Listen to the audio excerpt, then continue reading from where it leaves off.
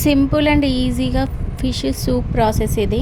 అంటే చేపల పులుసు పెట్టడం రాని వాళ్ళ కోసం ఆయిల్లో యాలకులు, లవంగాలు, దాల్చిన చెక్క, కొంచెం కసూరి మేతి వేస్తే ఫ్లేవర్ బాగుంటుందని ఇష్టం ఉంటే వేయండి, లేకపోతే లేదు. ఈలోపు చింతపండు రసం చేసుకొని నానబెట్టి పక్కన పెట్టుకోవాలి.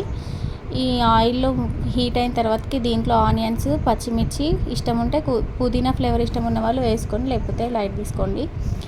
ఆ చింతపండు రసాన్ని ఈలోపు మిక్స్ చేసుకొని దాంట్లోనే చింతపండు రసంలోనే ఉప్పు, కారం, అల్లం వెల్లుల్లి పేస్ట్, పసుపు, ఇంకా మనకి కావాల్సిన ఏమైనా ధనియా పౌడరు, జీలకర్ర మెంతుల పొడి, సూప్లో వేసైనా మసాలా పెట్టుకోవచ్చు, లేదా ఎండింగ్లో అయినా వేసుకోవచ్చు. మసాలాలు అనేవి మీ ఇష్టం.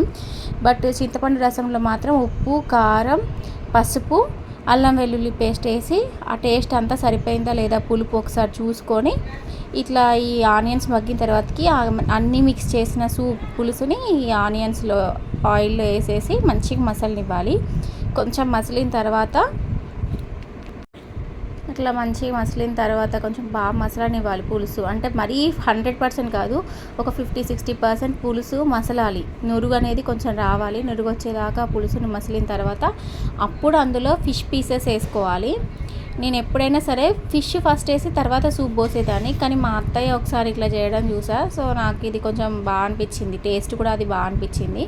ఈ పులుసు మొత్తం అంతా బాగా మసిలిన తర్వాతకి ఫిష్ పీసెస్ ఫైనల్గా వేసి అవి ఉడికేంత వరకు, ఫిష్ పీసెస్ మంచిగా ఉడికేంత వరకు దాని ఫ్లేమ్ని అట్లనే మంచిగా హైలో పెట్టి చేస్తే పీసెస్ అనేవి బాగా ఉడుకుతాయి అన్నమాట.